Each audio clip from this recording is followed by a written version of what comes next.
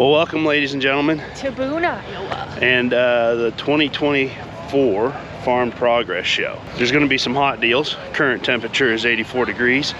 Sprinkling. Somebody somehow is wearing a sweater right now.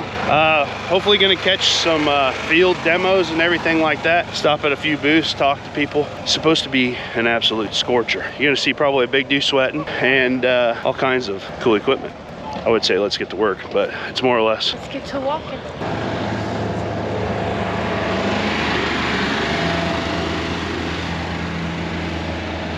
So this is my second Farm Progress Show I've ever been to. Molly's first. We were here 2 years ago. I didn't make it to the one in Illinois. It rotates in between Illinois and Iowa every other year.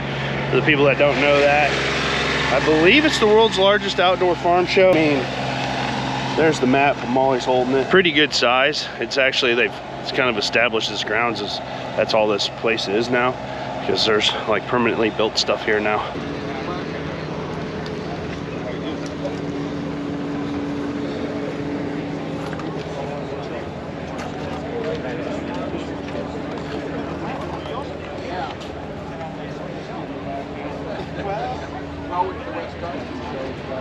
This thing's pretty cool. It's like a mixture in between a car and a tractor.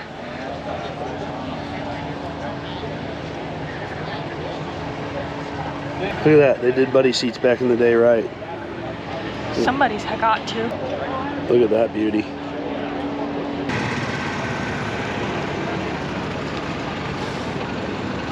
So there's a lineup of a whole bunch of used equipment here that I think Thursday they auction it. I don't know if they auction everything on Thursday or not.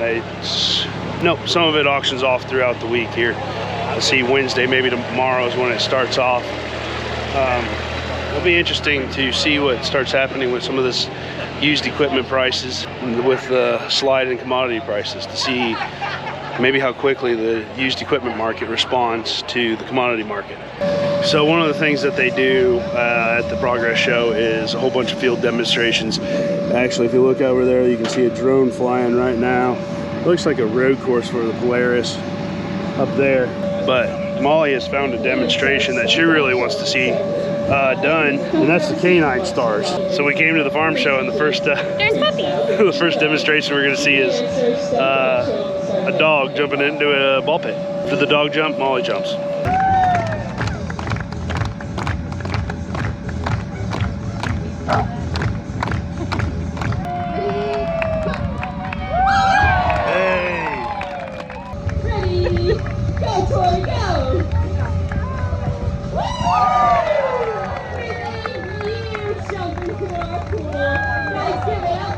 Old age is getting us. Advil them before your feet start hurting. So last time we were here, or I was here, I don't remember why, if it was wet or something along those lines, but the corn wasn't ready to go. And so like there really wasn't a lot of demonstrations being done. It sounds like demonstrations are in full swing, and we're gonna go try and catch the combine harvesting one, which I'm hoping to see maybe the new red combines running, or red, yellow, all of them.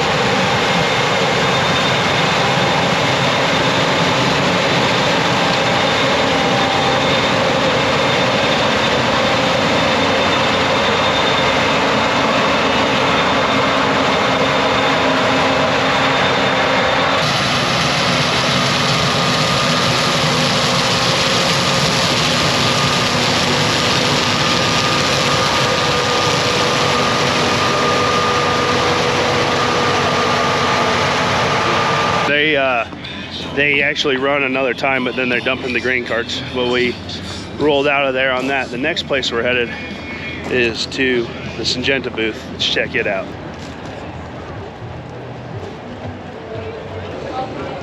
Prices. We're gonna do a QR code.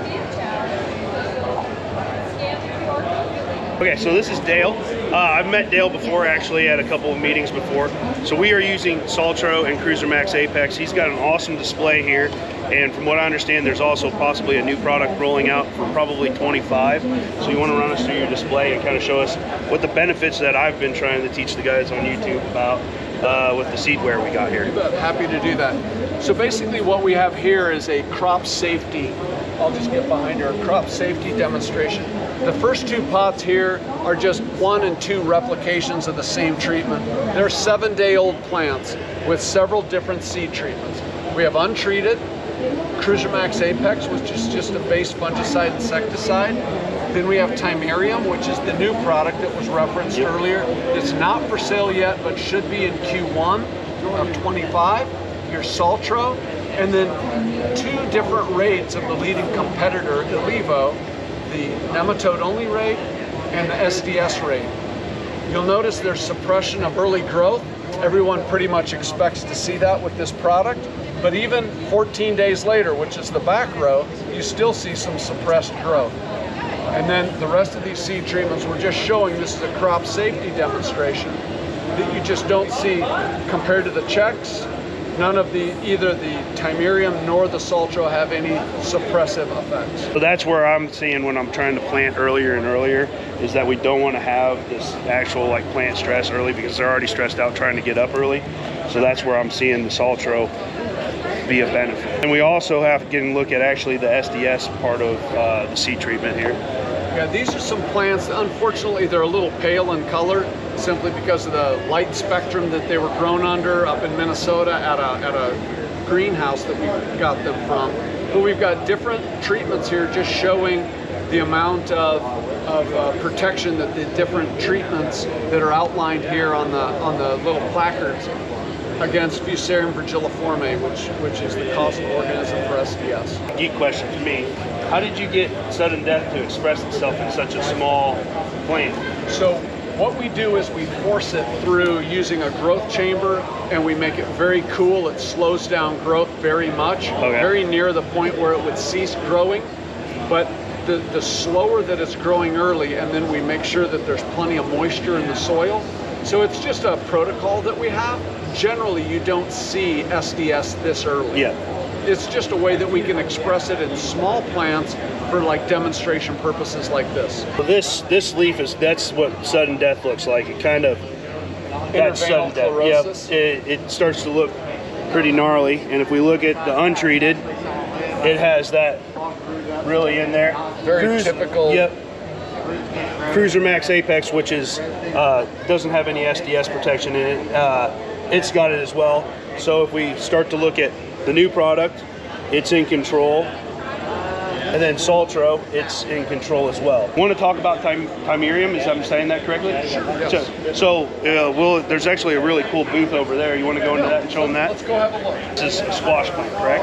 Yeah, it's a yellow squash. You want to come on in? What we have here is, these are the checks. These are untreated plants, and you can see we're using squash because it really expresses root knot nematodes super well.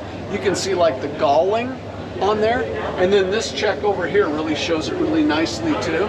See how that root surface has got like little balls all over it? Those aren't rhizobia. That's not the case here.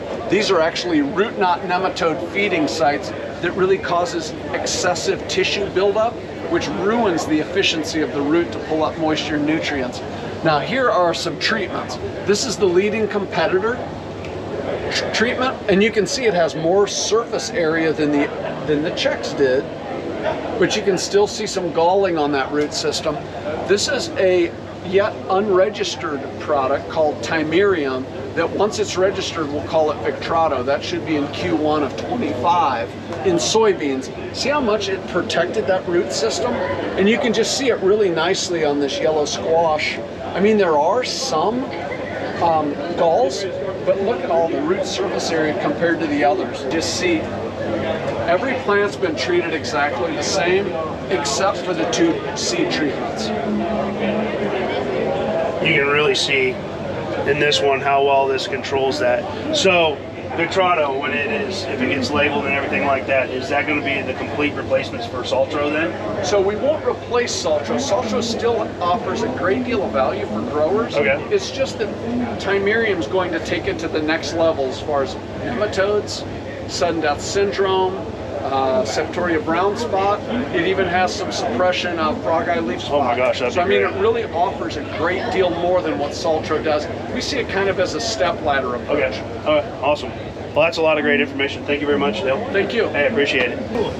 Return on investment, ROI. Flip the cards to reveal the boost the yield benefits of each group. In corn, 17.2 bushel average over untreated in wet conditions, dry conditions. So if I do fungicides, do I just click on this and then scan the QR code? Yep. There it is. What's your question? In soybeans, when is a drought most damaging to yield potential? My guess is between R4 and R6. Does it tell me if I'm right or not? It will at the end. Okay, at the end. This is the following is a technical benefit for, well, how do I say that? You're gonna say some word. Pilnaslin? One of these days. Technology, trademark of the new active ingredient that is pending in the EPA regulation. So what's that about? Insecticide that's coming. So Okay. applied insecticide for corn rootworms. Will you be able to treat that on like a VT2 or conventional corn or anything like that? Yeah, this would be an in-furrow insecticide. It's in-furrow? So not a seed treatment deal? It's Correct, Okay, yeah. in-furrow. So what are the benefits of it? Let's see what the options are. Well, there's all the above. So You're you want to tell me? So it is a new class of chemistry, so there's no cross resistance there. Yeah, that would be true. It is going to act through contact and ingestion, Okay. and it is very compatible with starter fertilizer. So all of the above. This is exactly how I completed tests in high Oh school. my gosh. So then, yeah, if you hit, oh, you got her. There you go. Continue playing. 100%. A+. Awesome. Go. So one thing that I've seen over the past couple of years when we've been in a drought, now this year we have good growing conditions, is that actually when it's dry out, is spraying the fungicide to help out pollination, reduce the stress during the pollination period. That I firmly do believe. 1 acre of soybeans can produce 8,000 some grams. I want you to think of a 70 bushel soybean yield. It's not enough crayons out of 70 bushel. I think it'd be at least one more crayon. Yeah, it's one more crayon, you're right. Are you joking? Okay. Now, Yeah, times 10. heavy. Think about, on an average 70 bushel field, there's a ton of crayon. I think they can make it. Are they all Okay. tan? Pardon? Are they all tan crayons? Probably not. Okay. What did I win? All right. Looks like you got a drink box. Nice. You got a bag. All right. And then you got a pouch. So basically, you can make this now this tent. Okay.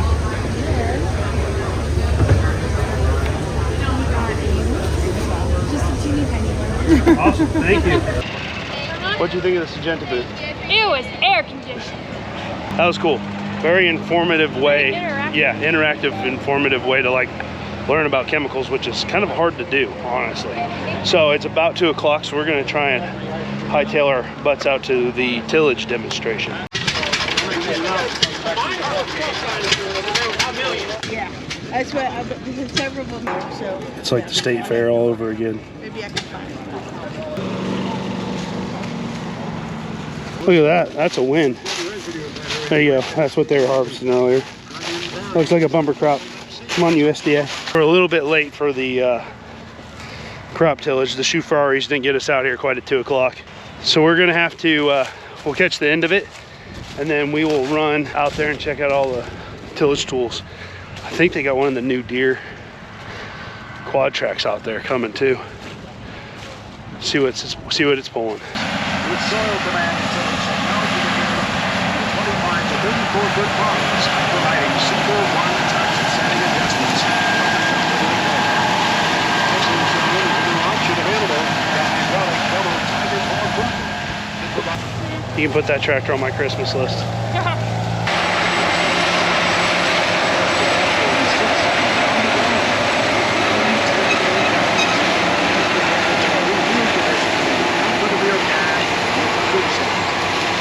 and berries have work here with less money with its power tractor. With the deep power 913 horsepower. For that big of a tool and doing that much stuff, that looks really darn nice for that Landau. The John Deere Nighthawk CC21.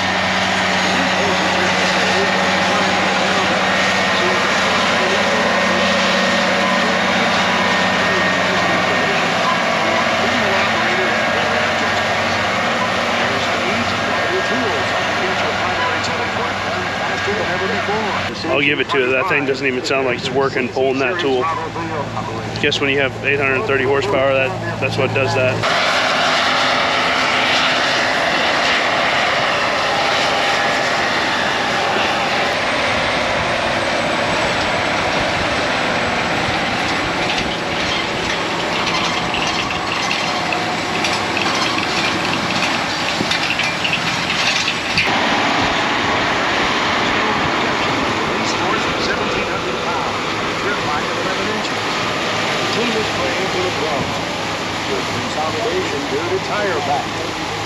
The lift axles on that look completely different.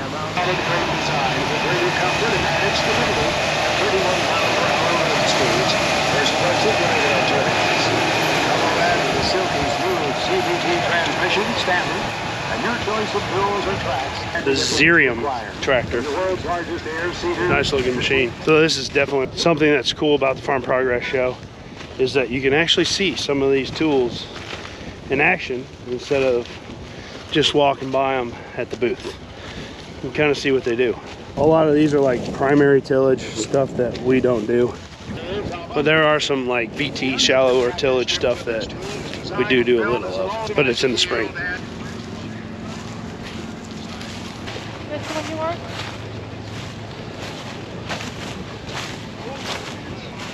It looks like the one you have. Except for its wide track. Bio covered. Cover crop seeder right there. I'm assuming. I didn't see that one run, but I'm guessing that's what that one's doing.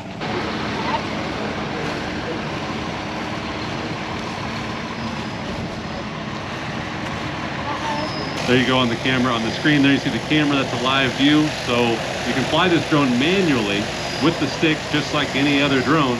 Fly it out to where you want to spray. See the weeds, as long as you can see the color difference. The drones are really starting to take off. Seeing a lot more of that than we have in the past couple of years. I saw a lot of it back home. Autonomous grain cart right there. That's gonna be cool. So there's nobody in that grain cart tractor right now.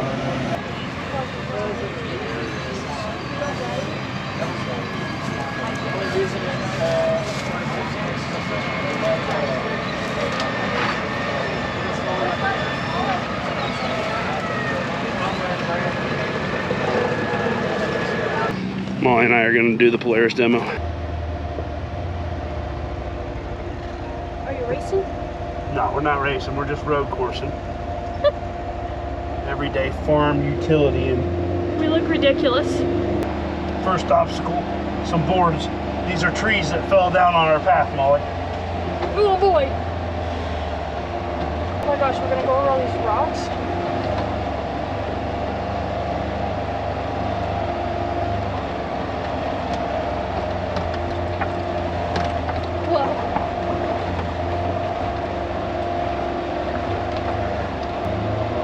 I think they're starting us off with the easy stuff. Hill assist? Whoa. What is hill assist? Guess we're gonna find out, or we're gonna face slam into this hill. Whoa. Oh, it like slowed us down. That was scary. That was cool. You got the all-wheel drive. On demand. All-wheel drive. Yeehaw! Woohoo! Whoa. Just think about that. That was cool. So, in compared to Louisville, what are your thoughts on Louisville? Swallow it. Louisville. So, Because you've never gone to the power show in Des Moines with me, have you? No. No, okay. So you've only been to in here. What are your thoughts on the indoor versus outdoor? I mean, the outdoor is nice because it doesn't feel as crowded. Now I have no idea how busy it is today. It's not nearly as busy as Louisville but is. It doesn't feel near as crowded. Louisville is big, but like it feels like this feels really, really big. Like Yeah. really wide spread out. And Yep. like Louisville, like everything's like kind of like right on top of each other. Like not necessarily in a bad way, but like you know what I mean? Out here they're just like really spaced out. Like the booths are really big. Yep, and a lot more equipment Yeah, and stuff. a lot more stuff. And it to is look at. cool to get to see like the combines and like the tillage stuff like actually work. Yep. That is a cool aspect to have. So Louisville or Farm air- Progress Show? But the air conditioning is also excellent. Not that we use it much in February, but still, still the atmosphere, like the I don't know, just the temperature control is good. Yep. I don't know. I think I might prefer Louisville. It just feels like more fun. Yeah. Like the atmosphere is a lot different. This is a good show. If you ask me, I'm more of I like the outdoor stuff. I like being able to see more equipment, and then on the flip side of it, I like it when it's a little less like hectic. There's a lot more space to be able to like stand around and actually like look at stuff. When you're in Louisville, it feels like you're always standing in somebody else's way. Like, and then you end up in an aisle and someone stops and then everybody else stops. It's like a traffic jam walking through Louisville. Here, not that way at all.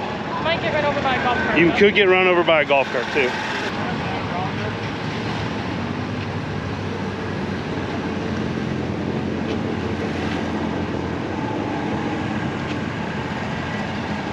Like every farm show video, you gotta show the Apaches a little bit of love, just because I think they're cool looking. Well, we're now at the New Holland tent.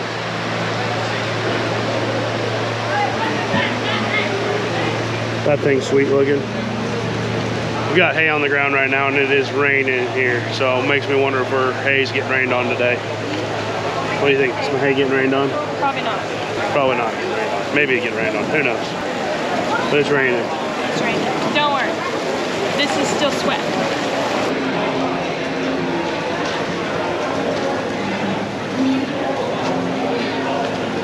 That tractor might be from the 70s. Oh, 60 years. 60s. It's from the 60s.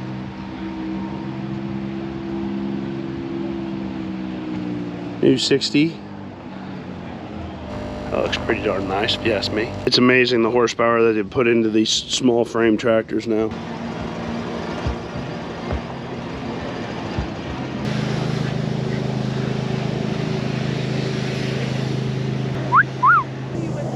Either you or that Peterbilt behind us, I don't know. Take my pick. As much grass as we've seeded at the pumpkin patch, and as many times, and zinnias, and all the other things you want me to grow. That's a little, it's actually like a brilliant cola packer.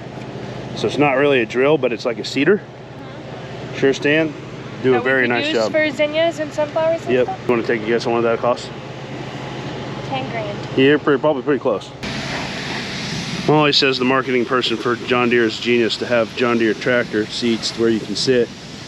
You buy the seat and then slowly build the tractor around it or something like that. Exactly. Over 10, 20 years. Comfort is important. You're in the tractor for a long time. So to finish off the day, we stopped at the Syngenta Square, grab a couple drinks. You actually get a free drink ticket. Actually, the Iowa craft beer is there too. Delicious. Pretty good. So I think that's the end of our farm progressing show. I guess that means it's back to work tomorrow. Catch you in the next one.